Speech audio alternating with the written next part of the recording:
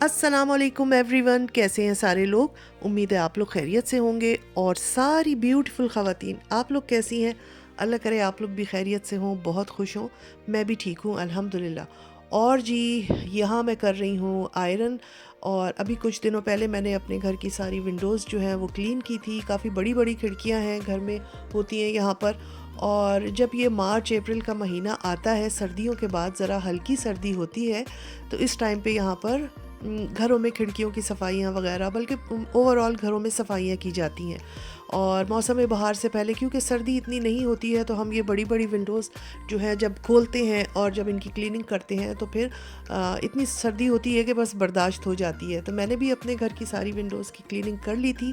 और dining room के जो कर्टन्स थे वो चेंज होने वाले थे, तो वो मैंने दूसरे लिए थे। और अभी यहाँ पर मैं, ये देखें, आप देख रहे हैं ना, अभी इस पर कर्टन्स नहीं पड़े हुए हैं, तो यहाँ पर जो है मैं कर्टन्स इस्त्री करके रख दिए थे और ये मैं अब इन पर डालूँगी। और बहुत अच्छी ज़बरदस्त बारिश हुई थी, दिल खुश हो गया था। आप लोग भी सुने।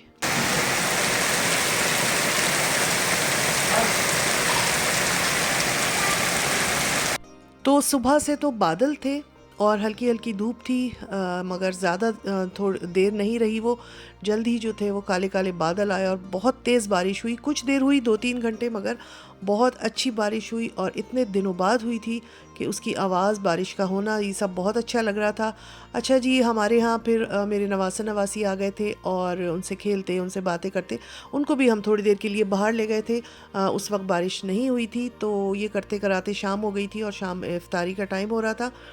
तो घर आकर मैंने जल्दी से सबसे पहले ये फ्रूट चाट बनाकर रखी। चावल भिगोए थे और मुझे बनाना था पुलाव, और चिकन मैंने निकाल दी थी, तो अब बनेगा चिकन का पुलाव। और ये देखें, बाहर बारिश जो हो रही है ना, इतना खूबसूरत लग रहा है। तो चिकन का पुलाव बन जाएगा। और बस जल्दी जल्दी अब यही हो रहा था कि भाई इफ़्तार से पहले सारे जो है वो काम हो जाए।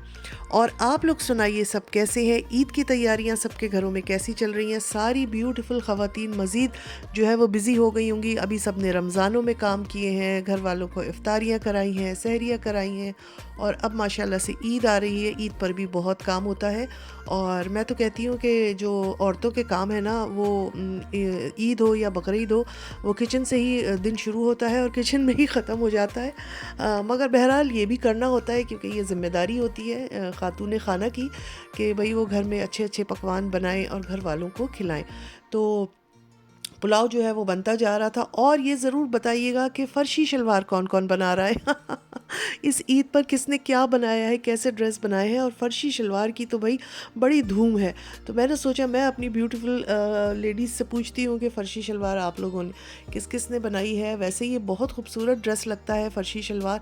और कुछ अरसा पुराने ज़माने में, मतलब इतना पुराना भी नहीं, मगर मुझे याद है कि मैं छोटी थी तो उस टाइम पर भी ये वाले फ़र्शी शलवारों का फ़ैशन था और ऊंची शर्ट्स थी। मगर वही बात है कि ये बहुत दुबली पतली स्लिम लड़कियों पर और बच्चियों पर, टीनेजर्स पर, बच्चियों पर अच्छा लगेगा। और थोड़ी भारी भरकम ख़वातीन पर मुझे लगता है कि ये इतना अच्छा नहीं लगेगा। तो बहरहाल आजकल के हिसाब से जो फ़र्शी शलवार बहुत ज़्यादा हो रहा है। तो मैंने कहा आप लोगों से पूछती हूँ, आप लोगों ने जो है वो ईद की क्या तैयारी की है और किस किस ने फ़र्शी शलवार बनाई है। तो जनाब, यहाँ पर मैंने अभी ये यखनी डाल दी है, इसमें नमक डाल दिया है और चिकन वगैरह भून कर, वही जैसे पुलाव में सब होता है वो करके, और मैं इसको अब बनने के लिए जो है वो रख दूँगी। और साथ में फिर मैं पकोड़ों का बैटर भी तैयार कर लूँगी। और ये बस खाना ही हो जाएगा और थोड़े से पकोड़े हो जाएंगे। फ्रूट चाट बन गई है। तो बस ये हमारी आज की जो है वो सिंपल सी, सादा सी अफ्तारी, क्या मतलब खाना ही हो जाता है एक तरह से। तो ये है बस, अब ये रमज़ानों के कुछ ही दिन बाकी रह गए हैं और आप लोग ज़रूर बताएं कौन अपने घर में क्या तैयारी कर रहा है। कोई सफाइयों में लगा होगा, कोई कपड़ों की तैयारी में लगा होगा, और खाने वगैरह पकने तो ज़ाहिर सी बात है वो तो उसी दिन होते हैं, ईद का जो दिन होता है माशाल्लाह से। तो यहाँ पर ये गरम गरम धुआंधार सा जो है वो पुलाव जो है मेरा तैयार हो गया है। मज़ेदार बना था चिकन का पुलाव, और मिर्च मसाले मैंने थोड़े से कम रखे थे, क्योंकि बहुत ज़्यादा तेज़ मिर्चें बच्चे नहीं खाते हैं। और बारिश के साथ साथ हल्के हल्के छोटे छोटे ओले भी गिरने लगे थे।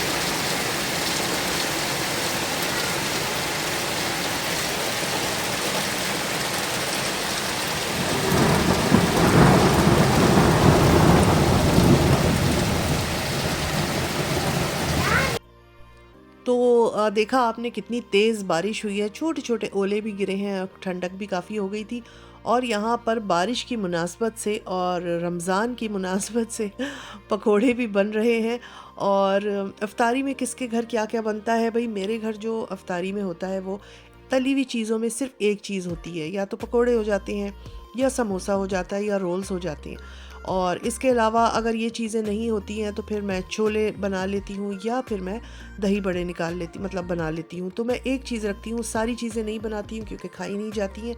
और साथ में फिर खाना होता है, और फ्रूट चाट तो होती ही है, लाजमी ही है।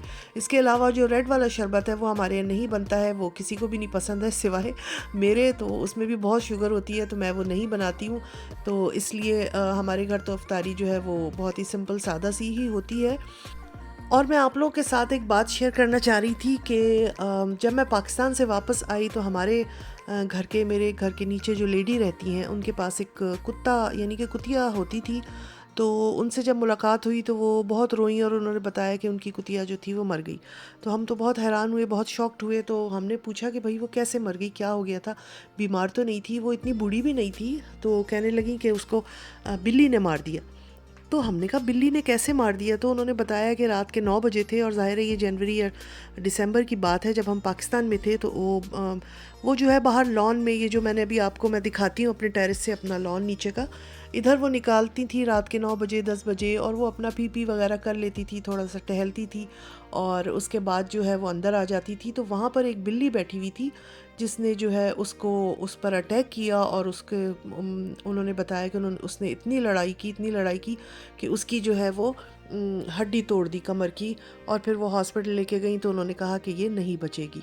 तो ये बस सुनकर तो मुझे बहुत ही अफ़सोस हुआ, मगर मैं हैरान थी कि क्या एक बिल्ली एक कुत्ते को मार सकती है? आप लोग ज़रूर बताइएगा कि ये मतलब ऐसा हो सकता है।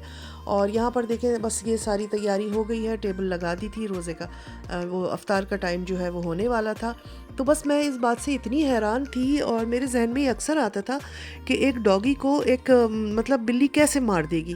वैसे तो मैंने देखा है बिल्ली बहुत पंजे मारती है और बहुत बुरा अटैक करती है, मगर कुत्ता भी तो रेजिस्ट करता ना, वो भी तो बचाता अपने आप को।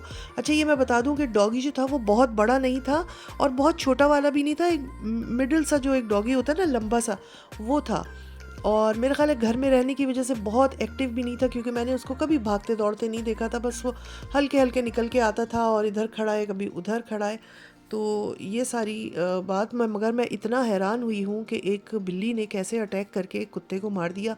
और वो बेचारी इतना रो रही थी कि वो चला गया है। मैं उससे बातें करती थी, वो बहुत मेरी बातें समझता था, और मुझे बहुत अफसोस हुआ उनके ऊपर कि जो है वो उनका कुत्ता जो है वो मर गया। और अब उन्होंने कहा है कि जून में जो है कुत्ते की राख जो है वो आएगी, और वो गार्डन में दफन करेंगी उसको। अल्लाह तौबा, अगर मेरे सामने मैं हुई और ये सब हुआ तो आप लोगों को ज़रूर दिखाऊंगी। मगर आप लोग ये ज़रूर बताइएगा अगर आप लोग का कोई एक्सपीरियंस ऐसा है, कहीं सुना है, कहीं देखा है कि क्या एक बिल्ली अटैक करके कुत्ते को एक मार सकती है या नहीं, या इतना ज़ख्मी कर सकती है कि वो बेचारा मर ही जाए, उसकी हड्डी पसली टूट जाए। तो जी, आप लोगों से बातें करते करते यहाँ अब टाइम हो गया था अफ्तार का। पुलाव बन गया था, पकोड़े थे, फ्रूट चाट थी, और बस अब हम यहाँ पर अफ्तारी करेंगे। तो आप लोगों को कैसा लगा है आज का व्लॉग, ज़रूर बताइएगा। अपना ख्याल रखिए और हमें भी दुआओं में याद रखिएगा। इंशाल्लाह फिर अपने नेक्स्ट किसी व्लॉग में, होपफुली ईद का कोई व्लॉग होगा, उसमें आपसे मुलाकात होगी। और मुझे भी दुआओं में याद रखिएगा। इंशाल्लाह फिर मिलेंगे। अल्लाह हाफिज़।